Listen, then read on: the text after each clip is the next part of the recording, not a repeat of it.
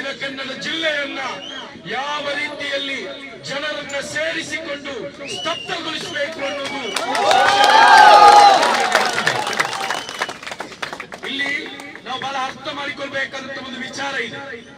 ಬೋಳಿಯಾರ್ನಲ್ಲಿ ಘಟನೆ ನಡೆಯಿತು. ಕಮಿಷನರ್ ಅವರು ಪತ್ರಿಕಾಗೋಷ್ಠಿಯನ್ನ ಕರೆದು ಮಾಧ್ಯಮದ ಮುಖಾಂತರ ಬಹಿರಂಗಗೊಳಿಸಿದ್ರು.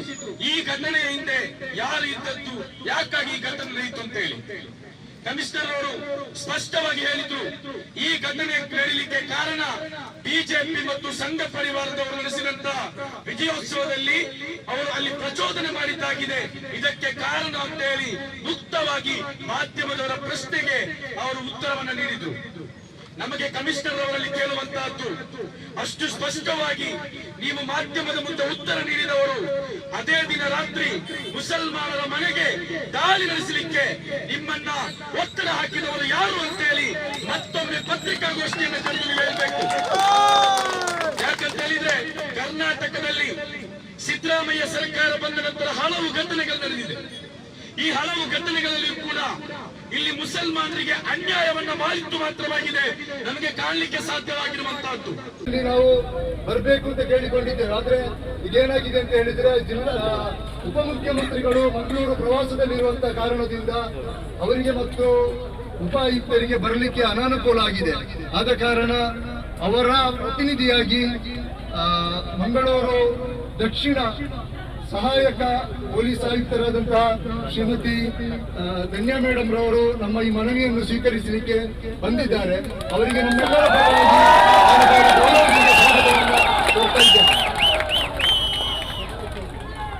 ಮೇಡಮ್, ನಾವು ಕಮಿಷನರ್ ಮೂಲಕ ದಯವಿಟ್ಟು ಯಾರು ಗೊಂಬೆ ಹಾಕಬಾರ್ದು. ಮಾನ್ಯ ಕಮಿಷನರ್ ಅವರಿಗೆ ಒಂದು ಮನವಿಯನ್ನು ಕೊಡ್ತಾ ಇದ್ದೇವೆ. ಆ ಮನವಿಯನ್ನು ಓದ್ತೇನೆ. ದಯವಿಟ್ಟು ತಮ್ಮ ಕ್ಷೇತ್ರದಲ್ಲಿ ನಡೆದಂತಹ, ತಮ್ಮ ವ್ಯಾಪ್ತಿಯಲ್ಲಿ ನಡೆದಂತಹ ಒಂದು ಘಟನೆ ತಾವು ಅದರ ಮನವರಿಕೆ ಮಾಡಿಕೊಂಡು ಇಲ್ಲಿ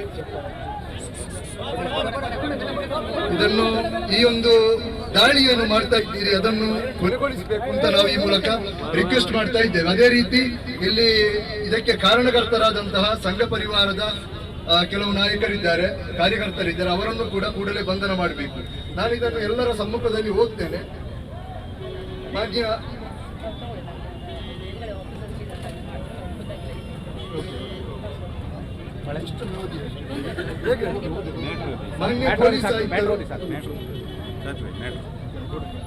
ಮಾನ್ಯ ಪೊಲೀಸ್ ಆಯುಕ್ತರು ಮಂಗಳೂರು ನಗರ ವಿಷಯ ಬೋಳಿಯಾರ್ ಘಟನೆ ಹೆಸರಿನಲ್ಲಿ ಮುಸ್ಲಿಂ ಯುವಕರ ಬಂಧನ ನಿಲ್ಲಿಸಬೇಕು ಮತ್ತು ಘಟನೆಗೆ ಮೂಲ ಕಾರಣಕರ್ತರಾದ ಬಿಜೆಪಿ ಸಂಘ ಪರಿವಾರದ ವ್ಯಕ್ತಿಗಳನ್ನು ಕಠಿಣ ಕಾನೂನಿನಡಿಯಲ್ಲಿ ಬಂಧಿಸಬೇಕು ಎಂದು ಒತ್ತಾಯಿಸಿ ಮನವಿ. ದಿನಾಂಕ 9/6/24ರಂದು ಈ ವಿಚಾರವನ್ನು ನಾವು ಮನವಿಯಲ್ಲಿ ಮಾನ್ಯ ಸಹಾಯಕ ಆಯುಕ್ತರಿಗೆ ಸಲ್ಲಿಸ್ತಾ ಇದ್ದೇವೆ. ಅದೇ ರೀತಿ ಈ ಮನವಿಯ ಸಹಪ್ರತಿಗಳನ್ನು ಮಾನ್ಯ ಮುಖ್ಯಮಂತ್ರಿಗಳು ಕರ್ನಾಟಕ ಸರ್ಕಾರ, ಮಾನ್ಯ ಗೃಹ ಸಚಿವರು ಕರ್ನಾಟಕ ಸರ್ಕಾರ, ಮಾನ್ಯ ಅಧ್ಯಕ್ಷರು ರಾಜ್ಯ ಮಾನವ ಹಕ್ಕುಗಳ ಆಯೋಗ, ಮಾನ್ಯ ಅಧ್ಯಕ್ಷರು ರಾಜ್ಯ ಅಲ್ಪಸಂಖ್ಯಾತ ಆಯೋಗ, ಮಾನ್ಯ ಅಧ್ಯಕ್ಷರು ರಾಜ್ಯ ಮಹಿಳಾ ಆಯೋಗ, ಮಾನ್ಯ ಪೊಲೀಸ್ ಮಹಾನಿರ್ದೇಶಕರು, ಮಾನ್ಯ ಆಯುಕ್ತರು ಮಹಿಳಾ ಮತ್ತು ಮಕ್ಕಳ ಕಲ್ಯಾಣ ಇಲಾಖೆ, ಇವರಿಗೂ ಕೂಡ ನಾವು ಇದರ ಸಹಪ್ರತಿಗಳನ್ನು ಸಲ್ಲಿಸಲಿಕ್ಕಿದ್ದೇವೆ.